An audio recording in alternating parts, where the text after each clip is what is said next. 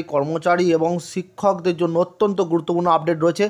আজকে আনন্দবাজার পত্রিকায় উঠে এসেছে, অবশ্যই দেখে রাখবেন, ভিডিওটি শেয়ার করবেন, চ্যানেল নতুন হলে সাবস্ক্রাইব করবেন। দেখুন কী বলা আছে, মৃত কর্মীর নিকটজনের চাকরির বিধি শিথিল, অর্থাৎ কম্পেনসেশন গ্রাউন্ডে চাকরি পাওয়ার ক্ষেত্রে কি কি বিধি রয়েছে, ফ্যামিলি মেম্বার কারা হতে পারে, আরও কি কি শর্ত রয়েছে, নতুন শর্ত ও কিন্তু জোড়া হয়েছে, সেগুলি সবই আপনাদের জেনে রাখা দরকার। বিশেষ করে যারা সরকারি চাকরি করেন, শিক্ষকতা করেন, এটা দেখে রাখা দরকার রয়েছে।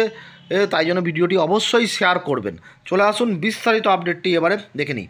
সরকারি চাকুরিরত কোনো কর্মীর মৃত্যু হলে তার একেবারে নিকট আত্মীয়কে সহমৌনিতার কারণে নিয়োগ দেওয়ার বিধি দীর্ঘদিন ধরেই রয়েছে কেন্দ্র এবং রাজ্য সরকারের। রাজ্য শ্রম দপ্তর এ নিয়ে নানা সময় বিধি সংশোধন বা সরলীকরণ করে থাকে।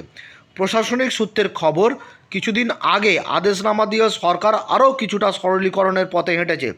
জানানো হয়েছে, নিকট আত্মীয় চাকরির প্রশ্নে মৃত কর্মীর বাবা মার তরফে নো অবজেকশন সার্টিফিকেট অর্থাৎ এনওসির প্রয়োজন হবে না। তবে তার সঙ্গে আরও কিছু শর্ত রেখেছে সরকার। শ্রম দপ্তরের যে সংশোধনী হয়েছে সর্বশেষ, তাতে পরিবারের সদস্য বলতে বোঝানো হয়েছে কোনো সরকারি কর্মীর স্ত্রী বা স্বামী, পুত্র বা কন্যাকে, কন্যা বিবাহিত, অবিবাহিত বা বিবাহ বিচ্ছিন্ন হলেও তিনি বাবার মৃত্যুর পর চাকরি পাওয়ার যোগ্য। আবার কোনো সরকারি কর্মী অবিবাহিত হলে সংশ্লিষ্টের ভাই বা বোন নিকট আত্মীয় বলে বিবেচিত হবেন।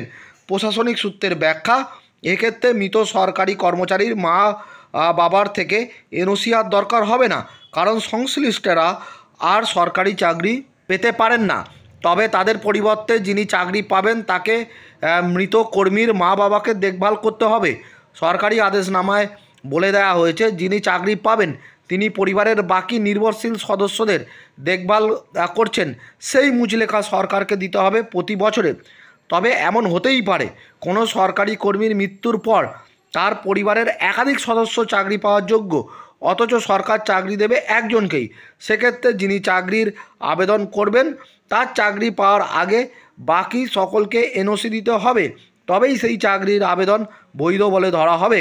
নির্দেশিকায় জানিয়ে দেওয়া হয়েছে, কোনো কর্মীর মৃত্যুর পর তার সরকারি চাকরি পেয়ে সংশ্লিষ্টের স্ত্রী দ্বিতীয়বার বিবাহ করলেও স্বামীর অর্থাৎ মৃত সরকারি কর্মীর মা বাবা সহ নির্ভরশীল সদস্যদের ধারাবাহিকভাবে দেখভাল করতে খোরপোশ দিতে বাধ্য থাকবেন।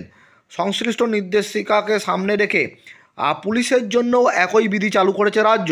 সব zonal IG, police commissioner Kolkata ছাড়া জোনাল ডিআইজি, পুলিশ সুপার সহ বাকি পুলিশ কর্তাদের একই তথ্য জানিয়ে দিয়েছেন রাজ্য পুলিশের কর্তারা।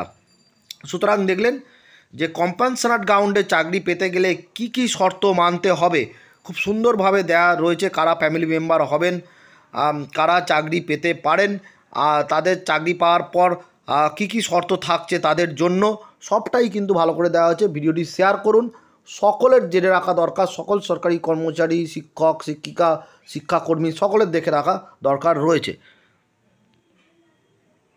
ধন্যবাদ।